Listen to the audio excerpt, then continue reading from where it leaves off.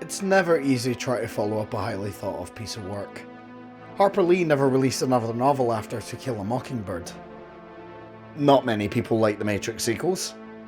And Gotham Knights had to follow up the series that revolutionized the superhero genre, which is by no stretch an easy feat. So, how did it do? Well, it's not as good as Arkham, graphically or in gameplay. However, I feel that all the hate that it got at launch was seriously over-exaggerated, and it actually is a fun game when you give it a fair chance. Gotham Knights was a game that I didn't expect to enjoy. I went into the game honestly expecting that I'd refund it, but what I found instead was a very fun and satisfying game that I have poured nearly 3 playthroughs into. But the biggest question on my mind is, why did people hate this game? Context is necessary. When this game was released, it looked as if it would be a repeat of the absolute mess that was Marvel's Avengers. A buggy, boring, grindy piece of shit that would eventually be shut down. And don't get me wrong, Gotham Knights is not perfect. I had it crash on me a few times, and it can be slightly grindy at certain points, but nowhere within my playthroughs was I bored. Playing as each one of the knights was a fun time, and figuring out their individual strengths and weaknesses, like Jason being better than the others at long range combat, while Tim can sneak attack bigger enemies, Dick can bounce between multiple targets, and Barbara is best at one-on-one brawls. Alongside that, the upgrades and gear for each one kept the experience interesting to play and look at. Being able to experience a campaign with a friend is also a really good time, and I highly recommend you do so if you buy this game, but I'm getting ahead of myself. Let's first discuss the game's setting. The city of Gotham in this game is not the greatest I've ever seen. At many points it can look very generic, but I found that the landmarks made it a little less so. The only problem I have with it is in design. In Spider-Man, New York is split into districts all on the same island. In Gotham Knights, the city is separated into districts on 3 separate islands, only connected by bridges. These bridges act as bottlenecks, meaning that your traversal options become more limited, as most of the knighthood traversal abilities cannot make it across the water, and thus you are forced to either grapple across or drive across these bridges. Speaking of driving, the Bat Cycle sucks. I can't defend this thing. It is simply not fun and does not feel good to drive. Despite all the speed lines, it is not fast, and the city is too flat to provide any interest through where you drive, rather than how fast you go. The knighthood abilities are much better used. Knighthood abilities are individual methods of traversal for each one of our characters, and they're okay. None of them felt overly great to use, and they just require holding the trigger and pressing forward, but I still found each one more fun than the Bat Cycle. Let's start with Batgirl. She gains the ability to use her cape in order to glide across the city. It's nowhere near as good as any of the Arkham games, even Asylum, but it's still a good ability and fits Batgirl well. Nightwing has what might as well be a Fortnite glider. It's the one that lasts the longest, as it has no time restriction and doesn't automatically lose altitude, and as such it was the most convenient. Robin has the least satisfying ability out of all the knights. He can zip himself out of the air and teleport, but where you teleport to is done by holding forward, and it only lasts 8 seconds. You can change your altitude, but Robin benefits very little from this, as he can't glide with his cape and there aren't a lot of grapple points high up in Gotham, so I would just fall and continue to teleport. His ability has no momentum to it, it's very stop and go. Red Hood has a leap that you can use to jump across the skyline while slowly losing height before grappling to reset and repeat. I found these abilities varying greatly in how much I enjoyed using them, but all of them are, at the very least, unique to each character and more interesting methods of traversal than the fucking bike. The plot for this game is exactly the kind of thing I want from a Batman game, and what I was talking about in my Arkham Origins video.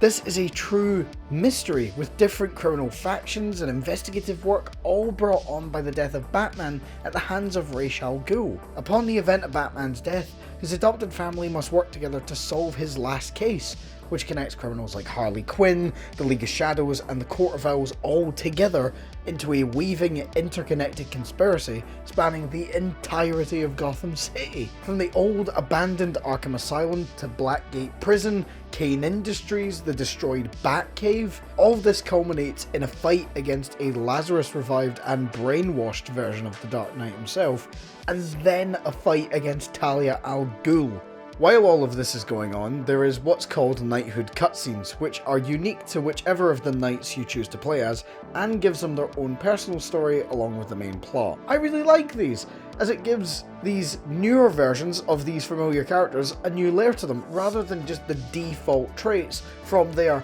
many different interpretations. Aside from the plot, what do you do as you explore the city? There are many petty crimes that will pop up as you explore around. Either by stopping these or by interrogating criminals involved in them, you can unlock premeditated crimes which offer greater rewards. These have a variety of configurations like hideouts, robberies, break-ins, etc., with any of the different factions you fight against: the Mob, Freaks, Regulators, League of Shadows, or the Court of Owls. Each one of these factions has their own frustrations and variations of enemy designs. Court of Owls are the most frustrating to go against, as while the court members are easy basic enemy fodder, the Talons can be such a pain in the ass. The Talons require that you use your heavy ranged attack to stun them. The problem being, it doesn't have a great range, and can miss if the Talon moves out of your way in time, which is possible since it has such a long wind up. You also can't hit them at all unless you do this. They will continuously dodge and dodge and dodge everything you throw at them until you use this one attack. My biggest problem with this is that combat should be about choices, but these enemies remove choice from the equation entirely and ask for only one method in order to defeat them. I've mentioned all of this, and yet I have not covered the most basic of systems at the very core of the Gotham Knights experience. Combat is the main method of interaction in Gotham Knights, whether you're fighting petty crimes or facing the final boss. Let's start with the basics. Tapping the melee button will cause you to attack the enemy with light, fast attacks that do a decent amount of damage, but holding the button will charge up a heavy attack with a longer wind up, but deals more damage to the enemy. Ranged attacks work in a similar way. Tapping the ranged attack will fire out a single shot from whatever ranged weapon your character has, and holding it will fire out a burst of shots that covers a wider area, but is possible for enemies to dodge as it has a shorter range than a single shot. Ranged weapons also have an aim mode for more precise shooting, which can lead to bigger damage if you hit the right point. These two methods of attack are a good solid base to build the rest of the combat from. If you press the attack button just as an attack lands, or when the end of your weapon glows, you will do what is called a timed strike. Multiple timed strikes in a row will lead you to doing more damage, and with some upgrades, comboing an enemy with the final attack will take them out for good. When an enemy attacks you, there is no way to parry or fight back like other superhero games, but instead you dodge out of the way. Doing this at the last moment before an attack, and pressing the attack button within a certain timing will lead to you doing a perfect attack, which will deal a massive amount of damage to the enemy and stun them for a few moments. There are also silent takedowns and ambush takedowns for moments before you are spotted or when you're taking a stealthy approach. If you damage an enemy enough in combat, you can grab them, and you're given a few options as to what you can do with them. Strike them for an instant takedown, throw them, either getting them out of the way or into an environmental object, or if the option is there, you can interrogate them, which will give you clue points to find premeditated crimes. The final piece of the combat system are momentum abilities. Momentum abilities are special combat moves that you need to charge the meter for. Each one will use a certain amount of your momentum bar, meaning you can't spam them willy-nilly, but also making sure they get used and not just wasted space in the player's arsenal. And now we come to the most controversial part of this game: the gear and the leveling system. This is what many people saw in pre-release material and game reviews that made them turn away.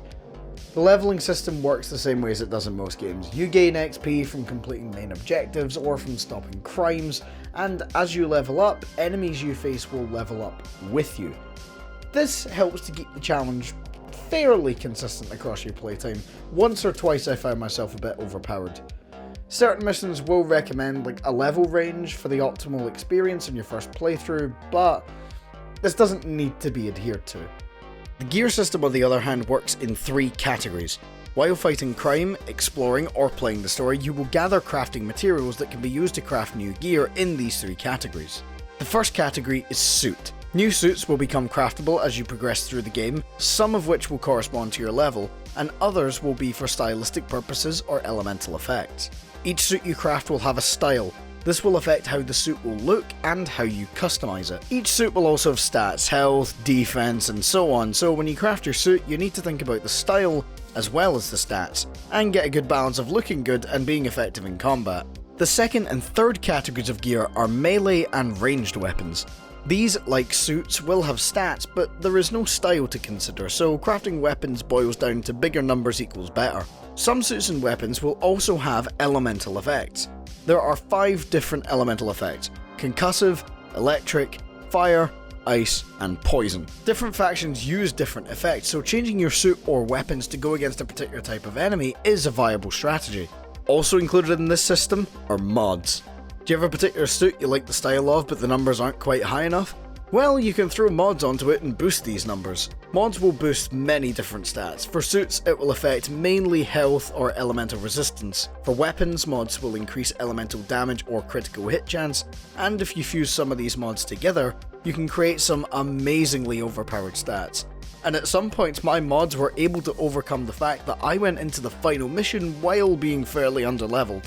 I love the gear system. Seeing all the different types of suits and trying to get the balance of style and stats and upgrading my weapons and specialising them for different kinds of enemies, like having ice weapons and a poison resistant suit while going against the Court of Owls, or having a fire resistant suit for the freaks. The combination of suits, weapons, elemental effects and mods is almost infinite. One of the things about this game that I find a little disappointing is that there are only 3 side missions in the game. Each one is multiple stages long, but still disappointing since the Batman mythos has such a large gallery of roles to choose from, but we only get 3 here: Harley Quinn, Mr. Freeze, and Clayface. I will point out that I can't talk about these side quests in great detail, as by the time I got around to them I was way over leveled and just blasted right through them.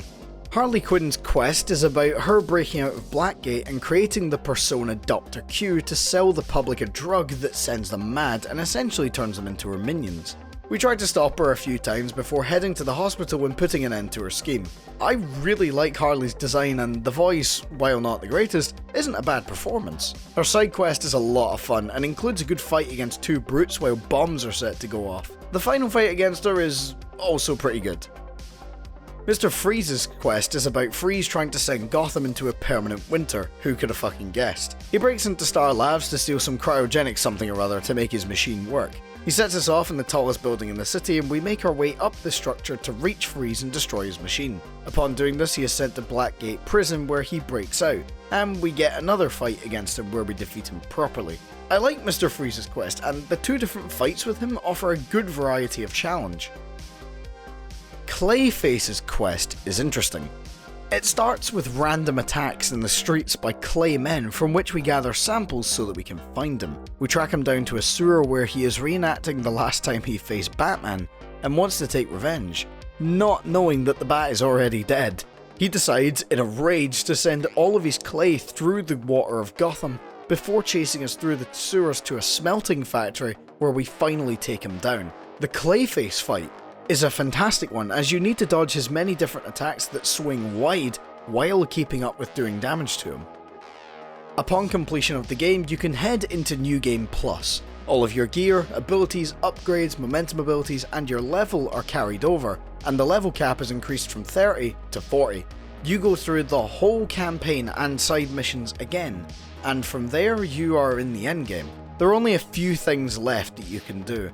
You could attempt some of the boss fights again from the Belfry with a drastically higher power level, or you can tackle Heroic Assault. Heroic Assault is a floor-by-floor battle mode where you can get 30 floors worth of combat while completing certain objectives. This can be played with up to 4 players, so you can have a full squad of knights, or you could have 4 Red Hoods shooting down the entire battlefield. I quite enjoy this mode, and I'll probably keep playing it up until the final floor.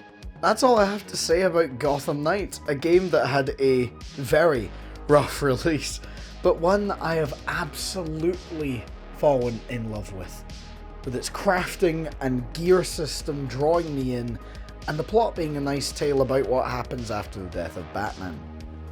That's all the time I have for you today, and I'll see you all next time. Bye!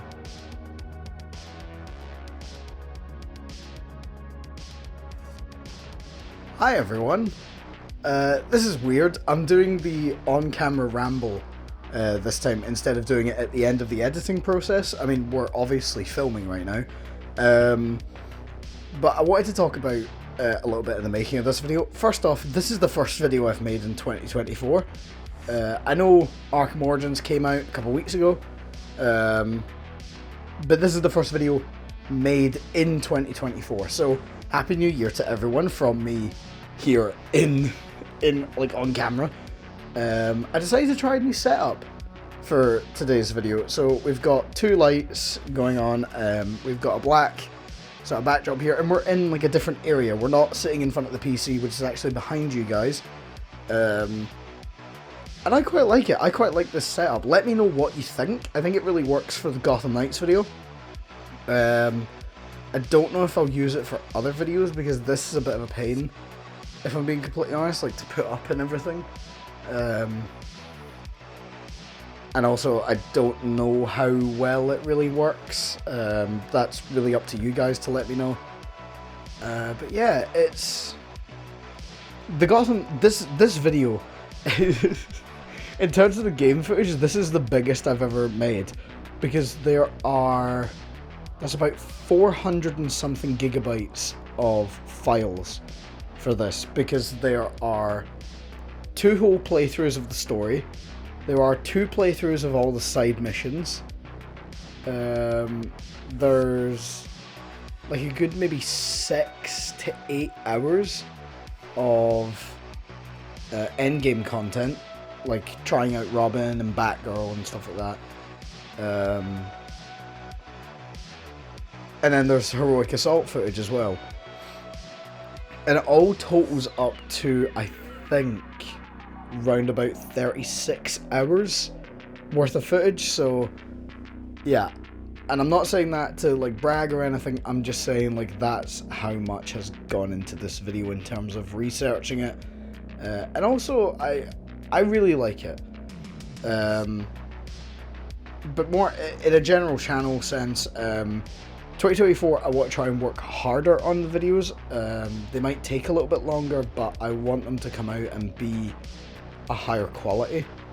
I'm putting more into scripting in particular, and everything. There's a video coming out soon, which is 9 pages, I think.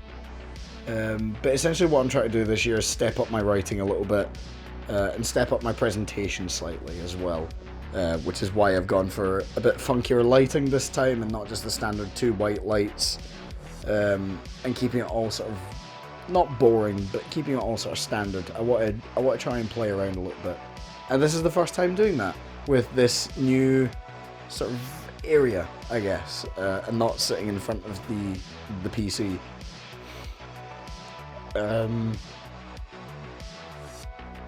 I mean, you guys know me. These reviews have been done all over this room. They've been done on the bed, they've been done in front of the PC, they've been done standing up in front of the shelf, and this time we're just in the other corner now.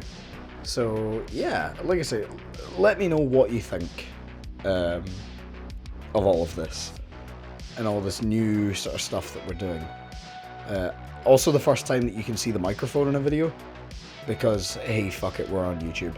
Like, people are not expecting film production quality. At least I hope not, because otherwise I am seriously letting the side down there. But I'm gonna let you guys go now, and I'm gonna get on with editing the video that you've just watched. I hope it turns out good. I have no idea, but I'll see you all next time. Bye!